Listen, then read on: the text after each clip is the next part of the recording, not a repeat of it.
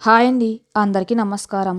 ఈరోజు మీకోసం 'శోభనం రాత్రి భర్త వదిలేస్తే' పార్ట్ 5 మరి కథలోకి వెళ్తే, సూర్యవంశీ ఫౌండేషన్ ఇప్పుడు మేఘన్ రాకతో కొత్త జవసత్వాలు పుంజుకుంది.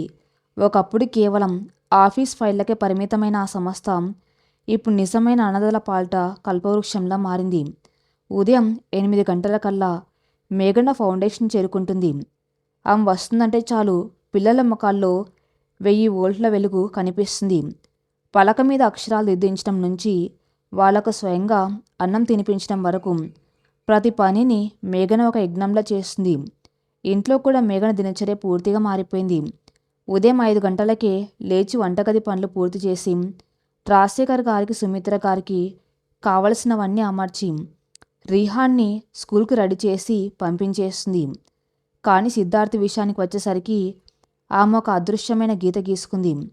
అతనికి కాఫీ ఇవ్వటం, బట్టలు తీసిపెట్టడం లాంటి పనులను పనివాళ్లకు అప్పగించింది. రాత్రి అతను ఇంటికి వచ్చేసరికి ఆమె ఫౌండేషన్ ఫైల్ చూసుకుంటూ తన గదికే పరిమితం అవుతుంది. సిద్ధార్థ్కి మార్పు ఊపిరాడకుండా చేస్తుంది. ఒకప్పుడు అతను వస్తున్నాడంటే తలుపు దగ్గర నిలబడి చిరునవ్వుతో పలకరించే మేఘన ఇప్పుడు కనీసం కన్నెత్తి కూడా చూడడం లేదు. డైనింగ్ టేబుల్ దగ్గర ఎదురుపడినా భోజనం సిద్ధంగా ఉందండి అని ఒక యంత్రికమైన మాట చెప్పి వెళ్ళిపోతుంది. ఆమె చూపుల్లో పాత ఆప్యాయత లేదు, కేవలం ఒక ప్రొఫెషనల్ బాధ మాత్రమే కనిపిస్తుంది.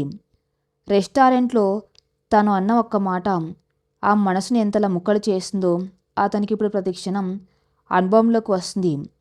తన పశ్చాత్తాపాన్ని ఎలా వ్యక్తపరచాలో తెలియక అతను లోపల మదన పడుతున్నాడు. ఒక మనిషి దూరంగా ఉన్నప్పుడు కాదు, పక్కనే ఉండి కూడా మనసుతో దూరం జరిగినప్పుడే ఆ బాధ తీవ్రత ఎక్కువగా ఉంటుందని సిద్ధార్థికి అర్థమవుతుంది. ఇదే సమయంలో నందిని తన ప్లాన్ను అమలు చేయడం మొదలుపెట్టింది. మేఘన క్షమించడం ఆసరగా తీసుకుని ఆమె సూర్యవంశీ బంగ్లాకు రావటం పెంచేసింది. సుమిత్ర గారితో ఎంతో మర్యాదగా మాట్లాడుతూ ఇంటి పనుల్లో సాయం చేస్తున్నట్టు నటిస్తూ నెమ్మదిగా వాళ్ళ మనసులో చోటు సంపాదించే ప్రయత్నం చేస్తుంది. ఆదివారం ఉదయం సిద్ధార్థ్ ఇంట్లోనే ఉన్నాడు. మేఘన ఫౌండేషన్, పిల్లల కోసం కొన్ని బట్టలు, ఆటబొమ్మలు ప్యాక్ చేస్తుంది.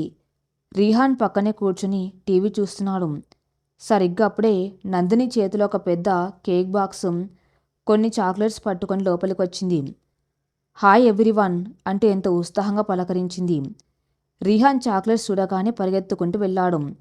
నందిని వాడిని ఎత్తుకొని ముద్దులు పెట్టింది.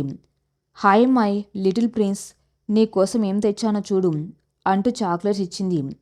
సుమిత్ర గారు నవ్వి రానందిని కూర్చో, ఎందుకమ్మా ఇవన్నీ అని అడిగాడు.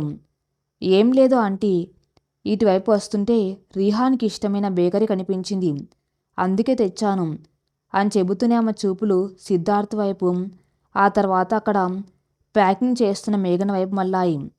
హాల్లో మేఘన గారు చాలా బిజీగా ఉన్నట్టున్నారు. ఫౌండేషన్ పనులన్నీ మీరే చూసుకున్నారటగా సిద్ధు చెప్పాడు. రియలీ గ్రేట్ అని ఎంతో మెచ్చుకున్నట్టుగా అంది. మేఘన ఒక చిన్న నవ్వు నవ్వి థ్యాంకు నందిని గారు, పిల్లల కోసం చిన్న ప్రయత్నం అంతే అని తన పని తాను చేసుకుంటుంది. నందిని నెమ్మదిగా సిద్ధార్థ్ పక్కన వెళ్ళి కూర్చుంది. ఏంటి సిద్ధు, సండే కూడా ల్యాప్టాప్ పట్టుకుని కూర్చున్నావు? వర్క్ ఎప్పుడు ఉండేదే కదా, కొంచెం రిలాక్స్ అవ్వచ్చు కదా. ఎనీవే, మీ ఫ్యామిలీ ఇష్యూ సాల్వ్ అయినందుకు నాకు చాలా హ్యాపీగా ఉంది అని నమ్మకంగా అబద్ధం చెప్పింది. సిద్ధార్థ్కి ఆ మాటలు పెద్దగా ఆసక్తి కలిగించలేదు. అతని దృష్టి అంతా మేఘన మీదే ఉంది.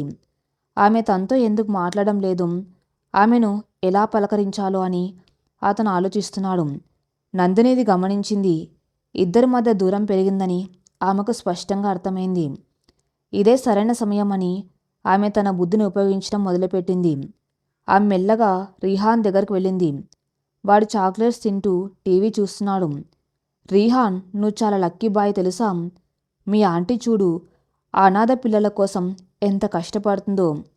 పాపం వాళ్ళకి అమ్మ నాన్న ఎవరు ఉండరు కదా, అందుకే మీ ఆంటీ వాళ్ళందరికీ ఇప్పుడు అమ్మ అయిపోయింది. వాళ్లతోనే ఆడుకుంటుంది, వాళ్ళకే కథలు చెబుతుంది. నీకెలాగూ డాడీ నాన్నమ్మ అందరూ ఉన్నారు కదా, అందుకే ఆంటీ ఆ పిల్లల దగ్గర ఎక్కువ టైం స్పెండ్ చేస్తుంది అని ఎంతో క్యాజువల్గా కానీ విషపూరితంగా వాడి చెవిలో ఊదింది. రీహాన్ పసివాడు, వాడి మనసు చాలా సున్నితమైంది. తల్లిలేని లోటును మేఘన్ తన ప్రేమతో భర్తీ చేసింది. కానీ ఇప్పుడు నందిని మాటలు వాడి మెదల్లో ఒక సన్నని అలజడిని సృష్టించాయి.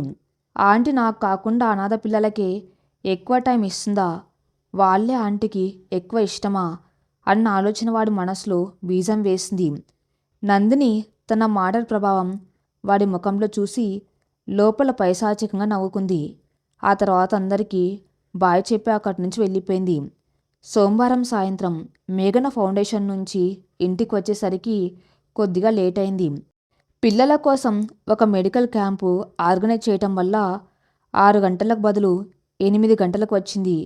ఆమె రాగానే ముందుగా రీహాన్ కోసం చూసింది. రీహాన్ తన గదిలో ఒంటరిగా కూర్చొని బొమ్మలు విసిరేస్తున్నాడు. వాడు చాలా కోపంగా ఉన్నాడని మేఘనకు అర్థమైంది. వెంటనే ఫ్రెష్ అయి వాడికి ఇష్టమైన పాలకోవ తీసుకొని గదిలోకి వెళ్ళింది.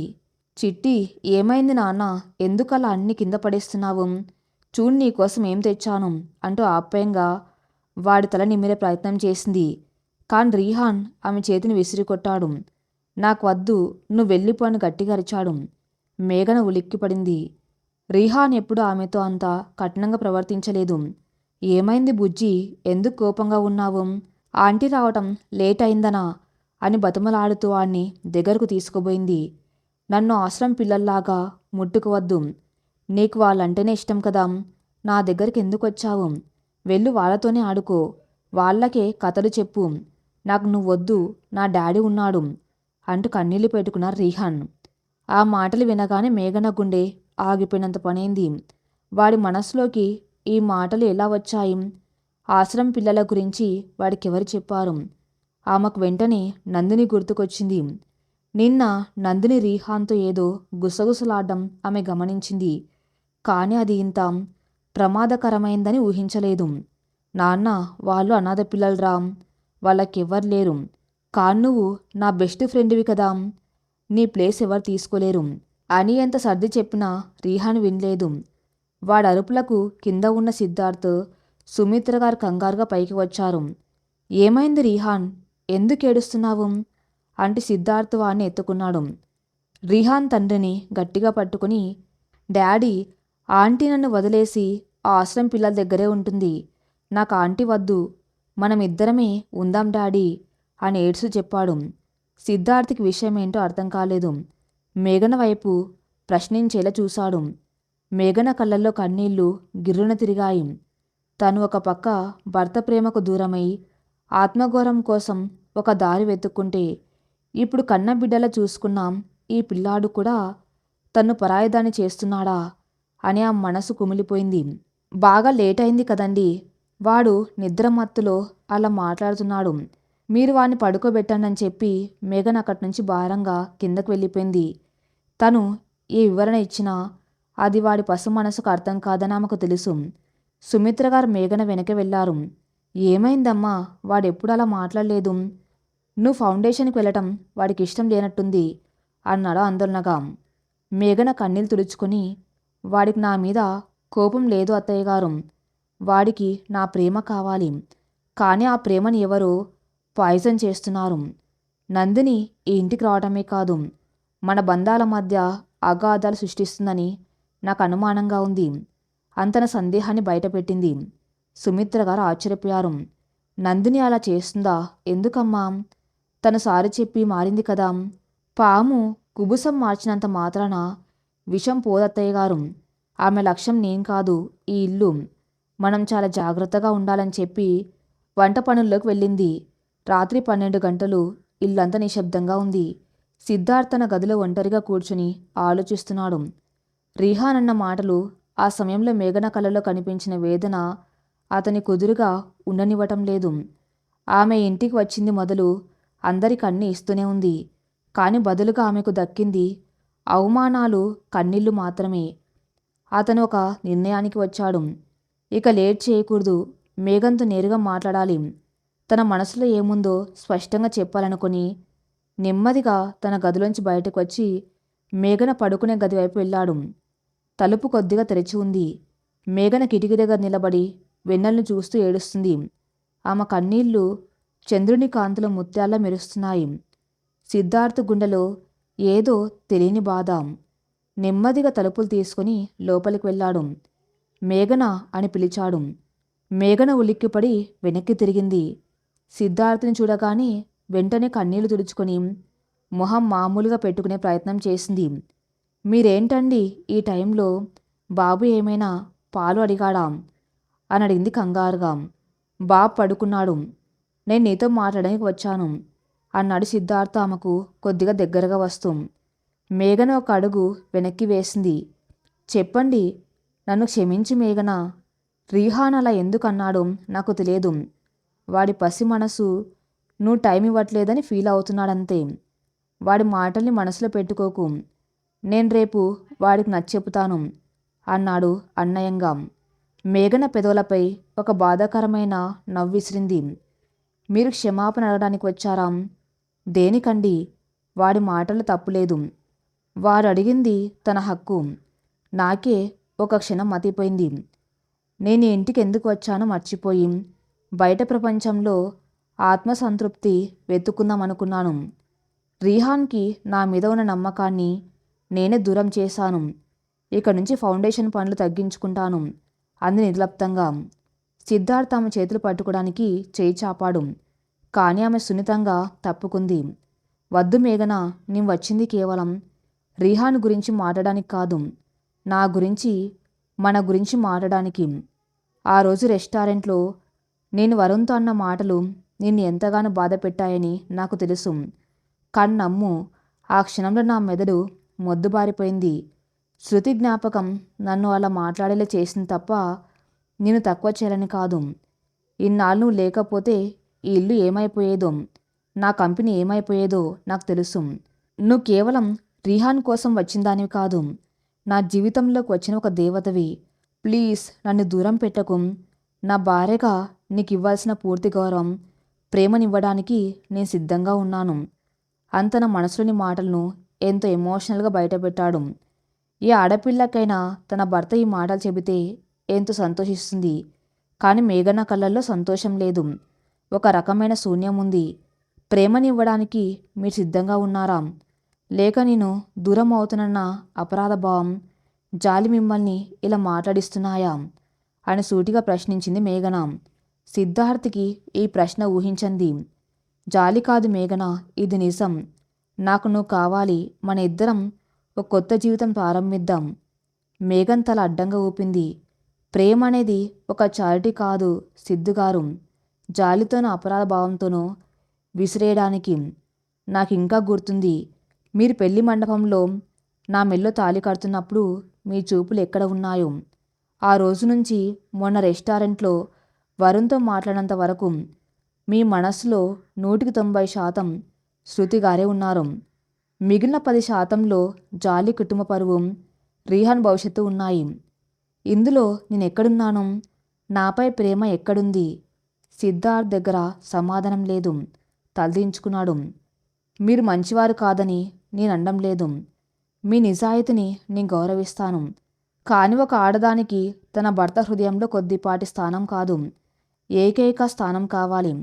శృతిగారి జ్ఞాపకాలు మీలో ఉన్నంతకాలం నేను మీకు భార్యను కాలేను. కేవలం ఒక ప్రత్యామ్నాయాన్ని మాత్రమే అవుతాను. నాకు ఆ ప్రత్యామ్నాయంగా బతకడం ఇష్టం లేదు. నేను మీ స్నేహితురాలిగా, ఈ ఇంటి కోడలుగా, రీహాన్కి కేర్ టేకర్గా జీవితాంతం ఉంటాను. కానీ భార్య అనే పదానికి ఉన్న పవిత్రతను ఒక రాజీ కోసం వాడకండి. దయచేసి ఇక్కడి నుంచి వెళ్ళండి అనేంతో స్థిరంగా, కఠినంగా చెప్పింది మేఘన. ఆ మాటలు సిద్ధార్థ్ హృదయాన్ని ముక్కలు చేశాయి. తను ఎంత పెద్ద తప్పు చేశాడో, ఆమెను ఎంతగా కోల్పోయాడో అతనికి ఇప్పుడు పూర్తిగా అర్థమైంది. ఒక మనిషి మనసు విరిగిపోయిన తర్వాత దాన్ని అతికించడం ఎంత కష్టమో అతనికి తెలుస్తుంది. ఏం మాట్లాడలేక నిశ్శబ్దంగా వెనుతిరిగి తన గదిలోకి వెళ్ళిపోయాడు సిద్ధార్థం. మేఘన్ తలుపు మూసేసి అక్కడే కూలబడి మళ్ళీ ఏడవటం మొదలుపెట్టింది. తన భర్త ప్రేమను కాదనుకోవటం ఆమెకెంత నరకంగా ఉందో ఆమెకే తెలుసు. కానీ ఆత్మగౌరవం లేని ప్రేమ ఒక భిక్ష లాంటిది అని ఆమె బలంగా నమ్ముతుంది. సిద్ధార్థ్ తన మనసులో శృతి జ్ఞాపకాలను పూర్తిగా తుడిచిపెట్టి తన్ను పరిపూర్ణంగా అంగీకరించే వరకు ఈ యుద్ధం ఆగకూడదని ఆమె నిర్ణయించుకుంది. మరుసటి రోజు మేఘన ఫౌండేషన్లో తన ప్రారంభించిన కొత్త ప్రాజెక్టు మహిళా స్వయం ఉపాధి కేంద్ర కోసం ఫండ్స్ అలాట్మెంట్ చూసుకుంటుంది. ఈ ప్రాజెక్టు ద్వారా ఎంతోమంది పేద మహిళలకు కుట్టు మిషన్లు, ఇతర వృత్తి విద్యా శిక్షణ ఇవ్వాలని ఆమె ప్లాన్ చేసింది. కానీ బోర్డ్ ఆఫ్ డైరెక్టర్స్ నుంచి ఆ ప్రాజెక్టుకి ఆమోదం రావటం లేదు. కారణం అడిగితే ఫండ్స్ కొరత ఉందని చెబుతున్నారు. సూర్యవంశీ గ్రూప్ లాంటి వేల కోట్ల సామ్రాజ్యానికి ఈ చిన్న ఫండ్స్ ఒక లెక్క కాదు. అయినా ఎందుకు ఆపుతున్నారని మేఘన ఆరా తీసింది. తెలిసిన విషయం ఏంటంటే బోర్డ్ డైరెక్టర్స్లో చాలామంది విశ్వనాథ్కి సన్నిహితులు. వాళ్ళు నందిని చెప్పినట్టు ఆడుతున్నారు. మేఘన ఫౌండేషన్ ద్వారా మంచి పేరు తెచ్చుకుంటే ఆమె స్థానం మరింత బలపడుతుందని, అందుకే ఆమె ప్రాజెక్టు ఫెయిల్ అయ్యేలా చేయాలని నందిని వాళ్లకు సూచించింది. మేఘన్ తన క్యాబిన్లో కూర్చొని ఆలోచిస్తుంది. ఈ విషయం సిద్ధార్థ్కి చెబితే అతను వెంటనే ఫండ్స్ శాంక్షన్ చేయిస్తారు. కానీ ప్రతిదానికి భర్త మీద ఆధారపడ్డం ఆమెకు ఇష్టం లేదు. తన ఆత్మగౌరవాన్ని తానే నిలబెట్టుకోవాలి అనుకుంది. సరిగ్గా అప్పుడే నందిని ఫౌండేషన్ ఆఫీస్కి వచ్చింది. ముఖంలో ఒక నకిలీ నవ్వు. హలో మేఘన గారు, ఎలా ఉన్నారు? ఈ ఆశ్రమం వాతావరణం మీకు బాగా సెట్ అయినట్టుంది. మీ ప్రాజెక్ట్ ఏదో ఆగిపోయిందని తెలిసింది. పాపం, మీకు బిజినెస్ నాలెడ్జ్ లేదు కదా. ఫండ్స్ ఎలా అడ్జస్ట్ చేయాలో, బోర్డు మెంబర్స్ని ఎలా కన్విన్స్ చేయాలో మీకు తెలియకపోవడం సహజమే. సిద్ధు దగ్గరికి వెళ్ళి హెల్ప్ అడగకపోయారా అని వెటకారంగా అంది. మేఘన ఆమె వైపు ప్రశాంతంగా చూసింది. నందిని ఈ విషయం ఎందుకు ప్రస్తావిస్తుందో ఆమెకు అర్థమైంది. నాకు బిజినెస్ నాలెడ్జ్ లేకపోవచ్చు నందిని గారు, కానీ నైతికత ఉంది. మంచి పని కోసం ఫండ్స్ ఆపేవాళ్ళను ఎలా దారికి తెచ్చావో నాకు తెలుసు. ఒక ఆడదానిగా ఇంకొక ఆడదాని ఎదుగుదలను చూసి ఓర్వలేకపోవటం బహుశా మీ నాలెడ్జ్కి నిదర్శనం కావచ్చు. నా ప్రాజెక్టు ఎలా పూర్తవుతుందో మీరే చూస్తారు కదా అని ధీమాగా బదిలిచ్చింది మేఘన. నందిని అహంకారం దెబ్బతింది. చూడు మేఘన, ఈ ప్రాజెక్ట్ ఎలా పాస్ అవుతుందో, నువ్వెంత ఎగిరినా నీ ముగింపు నా చేతుల్లోనే ఉంటుంది. రిహాన్ మనసులో అప్పుడే నీ మీద విషం నింపాను. త్వరలో సిద్ధు మనసులో కూడా నింపుతాను. ఈ ఫౌండేషన్ నుంచి, ఆ ఇల్లు నుంచి నిన్ను గెంట వేయకపోతే నా పేరు నందిని కాదు అని మనసులో కసిగా అనుకొని అక్కడి నుంచి వెళ్ళిపోయింది. మేఘన వెంటనే ఒక లాయర్కి ఫోన్ చేసింది. సూర్యవంశీ ఫౌండేషన్ బైలాస్ తప్పించుకొని చదివింది. చైర్మన్గా తనకున్న ప్రత్యేక అధికారాలు ఏమిటో తెలుసుకుంది. ఎవరి దయాదాక్షిణ్యాలు లేకుండా తన సొంత అధికారంతో ఆ ఫండ్స్ని ఎలా విడుదల చేయాలో ఒక వ్యూహం సిద్ధం చేసింది. మేఘన ఇప్పుడు కేవలం ఒక బాధితురాలు కాదు, పోరాడే ఒక యోధురాలు. ఒక పక్క భర్త మనసులో, మరోపక్క సమాజంలోని కుట్రలతో ఆమె ఏకకాలంలో యుద్ధం చేస్తుంది. ఉదయం 10:30 గంటలు. సూర్యవంశీ ఫౌండేషన్ ఆఫీసులో వాతావరణం చాలా నిశ్శబ్దంగా, కానీ లోపల ఏదో పెద్ద తుఫాన్ రాబోతుంది అన్నంత ఉత్కంఠంగా ఉంది. ఫౌండేషన్ బోర్డు రూమ్లో 5 డైరెక్టర్లు కూర్చుని ఉన్నారు. వీళ్ళంతా సూర్యవంశీ గ్రూప్లో ఒకప్పుడు రాజశేఖర్ గారితో కలిసి పనిచేసిన వారే అయినా ప్రస్తుతం విశ్వనాథ్కి గుడ్డిగా మద్దతు పలికే వాళ్ళు. నందిని ఆదేశాల మేరకు మేఘన ప్రవేశపెట్టిన మహిళా స్వయం ఉపాధి కేంద్రం ప్రాజెక్ట్ని ఎలాగైనా అడ్డుకోవాలని వాళ్ళు ముందే ఒక నిర్ణయానికి వచ్చి కూర్చున్నారు. సరిగ్గా 10:45 మేఘన బోర్డ్రూమ్లోకి అడుగుపెట్టింది. ఒక లేత నీలం రంగు కాటన్ చీర, చేతిలో ఒక ఫైలు, ముఖంలో ఎక్కడ చెదరని ఆత్మవిశ్వాసం. ఆమె వస్తూ ఉంటే ఒక సాధారణ గృహిణిలా కాకుండా ఒక సామ్రాజ్యాన్ని శాసించే నాయకురాల్లా ఉంది. చైర్మన్ సీట్లో కూర్చొని అందరి వైపు ఒకసారి ప్రశాంతంగా చూసింది. Good morning board members. ఈరోజు మీటింగ్ అజెండా మీకు ముందే పంపించాను. మహిళా స్వయం ఉపాధి ప్రాజెక్టుకి ఫండ్స్ ఎందుకు ఆపారో కారణాలు తెలుసుకోవాలనుకున్నాను. సూటిగా అడిగింది మేఘన. బోర్డు మెంబర్స్లో సీనియర్ అయిన రామారావు గొంతు సవరించుకొని మాట్లాడడం మొదలుపెట్టాడు. చూడండి మేఘన గారు, మీ ఉద్దేశం మంచిదే కావచ్చు, కానీ ఫౌండేషన్ ప్రస్తుతం బడ్జెట్ కొరత ఉంది. ఉన్న ఫండ్స్ అన్నీ పిల్లల చదువులకు, ఆశ్రమం నిర్వహణకు మాత్రమే సరిపోతాయి. కొత్తగా కుట్టు మిషన్లు కొనడం, ట్రైనింగ్ సెంటర్లు పెట్టడం అంటే కోట్లలో ఖర్చు. ఇది ఫౌండేషన్కి భారం. అందుకే మేము ఈ ప్రాజెక్ట్ని రిజెక్ట్ చేస్తున్నాం. మిగతా 4 డైరెక్టర్లు కూడా రామారావు మాటలకు వంత పాడారు. అవును మేడం, ఇది ప్రాక్టికల్గా వర్కౌట్ కాని ప్రాజెక్ట్ అన్నారు. మేఘన పెదవులపై ఒక చిన్న నవ్వు విరిసింది. ఆమె తన ముందున్న ఫైల్ ఓపెన్ చేసింది. బడ్జెట్ కొరత ఉందా రామారావు గారు? ఆశ్చర్యంగా ఉందే. గత 3 ఏళ్ల ఫౌండేషన్ ఆడిట్ రిపోర్ట్స్ నా దగ్గర ఉన్నాయి. సూర్యవంశీ గ్రూప్ తమ లాభాల్లోంచి ప్రతి ఏటా 20 కోట్ల రూపాయలు ఈ ఫౌండేషన్కి ఇస్తుంది. ఆశ్రమం నిర్వహణకు, పిల్లల చదువులకు అయ్యే ఖర్చులు కేవలం 8 కోట్లు మాత్రమే. మిగిలిన 12 కోట్లు ఎక్కడికి వెళ్తున్నాయి అని నిలదీసింది. రామారావు కొద్దిగా కంగారు పడ్డాడు.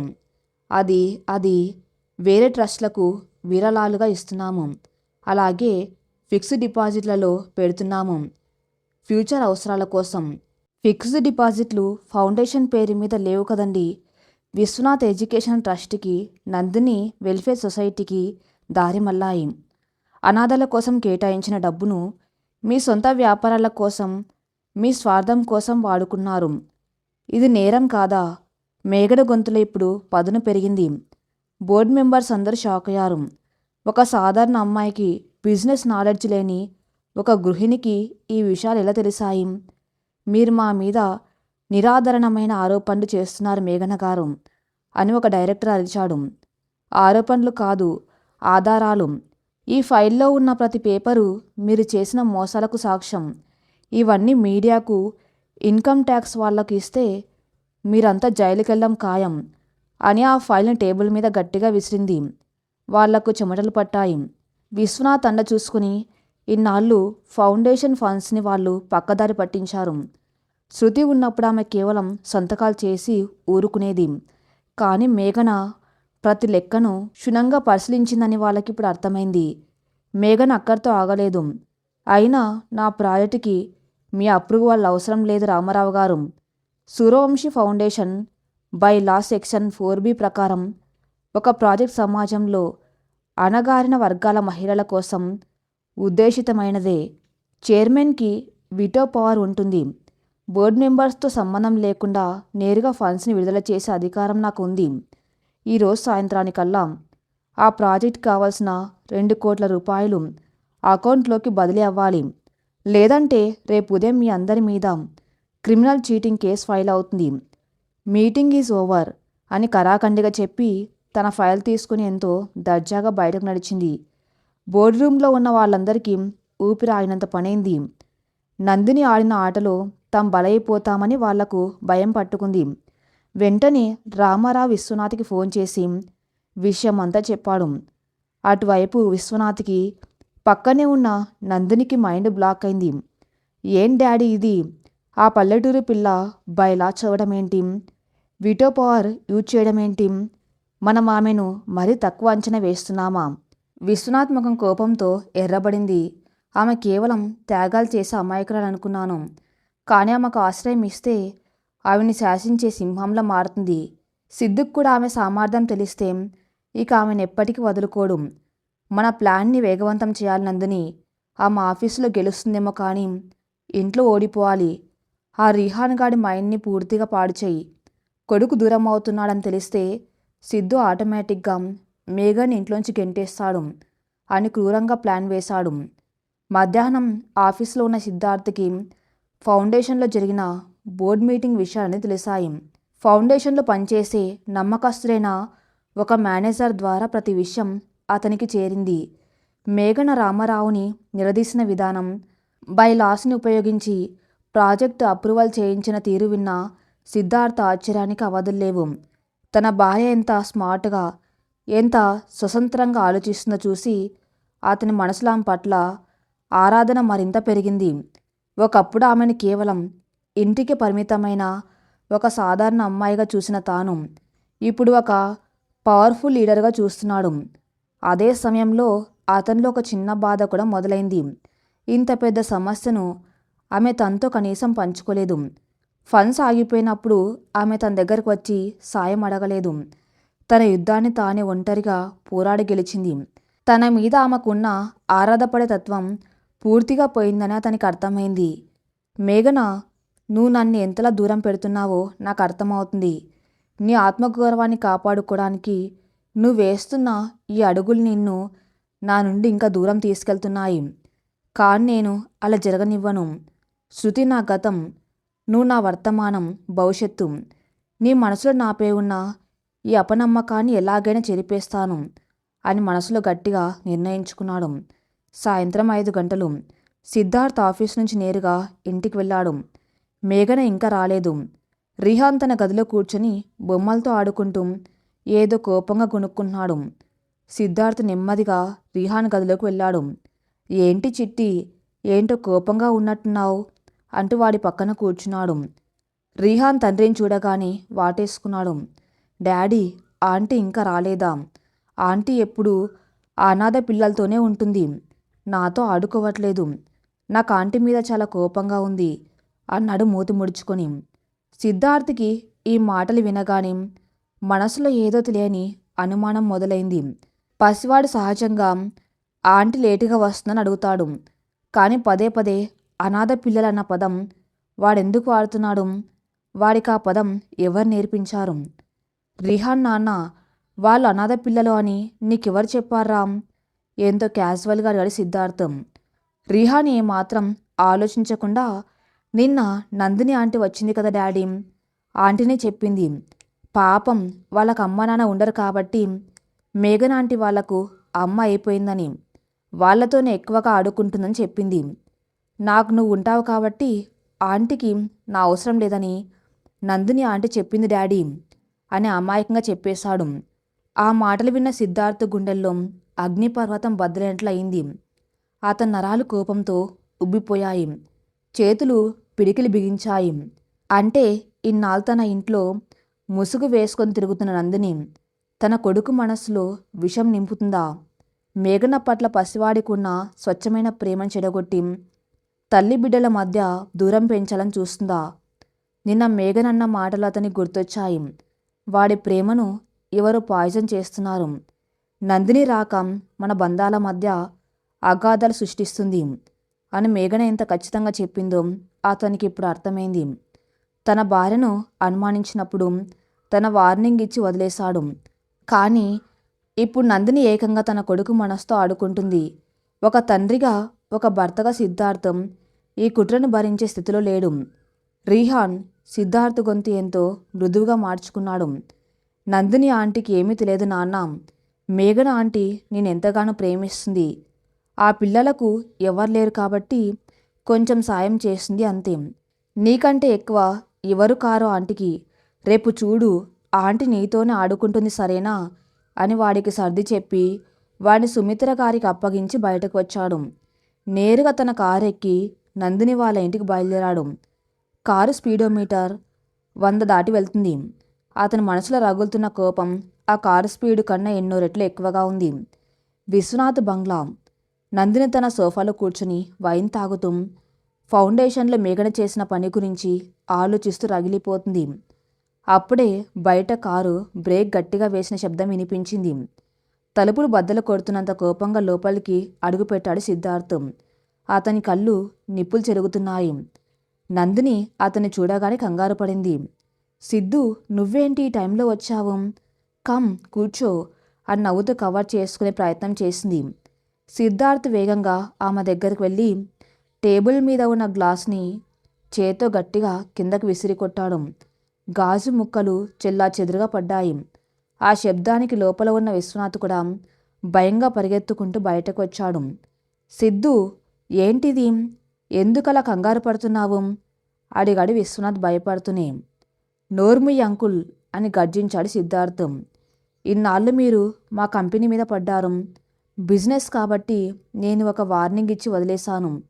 కానీ మీ కూతురు ఏకంగా నా కొడుకు మనసుతో ఆడుకునేంత సహనం చేస్తుందా? నందిని ముఖం పాలిపోయింది. నేనేం చేశాను సిద్ధు? హారికతో నేను ఏమీ అనలేదేం అని దొంగ నాటకం ఆడింది. సిద్ధార్థ్ కోపంగా ఆమె వైపు అడుగు వేసి, నీ నాటకాలు ఇంకెవరి దగ్గరైనా ఆడినందుని, నా దగ్గర కాదు. 6 ఏళ్ల పసివాడి మెదల్లో తను ప్రాణంగా చూసుకునే తల్లి పట్ల విషం నింపుతావా? అనాథ పిల్లలు, ఆశ్రమం అంటూ వాడి మనసులో అభద్రత భావాన్ని సృష్టిస్తావా? ఏంటి నీ ఉద్దేశం? నా కుటుంబాన్ని ముక్కలు చేసి నువ్వు పబ్బం గడుపుకుందామనా విశ్వనాథ్ కలగజేసుకొని సిద్ధు బాబు ఏదో అపార్థం చేసుకుని ఉంటాడు, నందిని కేవలం అని ఏదో చెప్పబోయాడు. సిద్ధార్థ్ చెయ్యి పైకెత్తి అతన్ని ఆపాడు. ఇది ఆఖరి వార్నింగ్ అంకుల్. ఇంకోసారి మీరు కానీ మీ కూతురు కానీ నా ఇంటి నీడను కూడా తాకూడదు. నా భార్య మేఘన ఫౌండేషన్లో తీసుకుని ప్రతి నిర్ణయం వెనక నా పూర్తి అండ ఉంటుంది. ఆమె చేసే ప్రాజెక్ట్స్ని ఆపాలని చూస్తున్న మీ మనసులకు చెప్పండి, సూర్యవంశీ గ్రూప్ నుంచి వాళ్ళని ఎప్పుడో తీసి పారేశారు అని. The bylaw she used is the beginning. నా భార్య జోలికి వస్తే నేను మీ ఉనికి లేకుండా చేస్తాను అని వార్నింగ్ ఇచ్చాడు. ఆ తర్వాత నందిని కళ్ళలోకి సూటిగా చూసి, నీకు ముందే చెప్పాను నందిని, మేఘ నా భార్య అని. ఆమెకే చిన్న కష్టం వచ్చినా, ఆమె కంట కన్నీరు వచ్చినా నేను చూస్తూ ఊరుకోను. నా కుటుంబం, నా కొడుకు, నా భార్య వీళ్ళ మధ్యలోకి రావాలని ఇంకోసారి ప్రయత్నిస్తే సూర్యవంశీ గ్రూప్ పవర్ ఏంటో నీకు రుచి చూపిస్తాను అని కరాఖండిగా చెప్పి అక్కడి నుంచి విస వెళ్ళిపోయాడు. నందిని కోపంతో భయంతో వణికిపోతుంది. విశ్వనాథ్కి కూడా సిద్ధార్థ్ వార్నింగ్ ఏ స్థాయిదో అర్థమైంది. ఒక సాధారణ మిడిల్ క్లాస్ అమ్మాయి కోసం 100 కోట్ల వ్యాపార సామ్రాజ్యం ఉన్న సిద్ధార్థ్ ఇంతలా ఫైట్ చేశానని వాళ్ళు కల్లో కూడా ఊహించలేదు.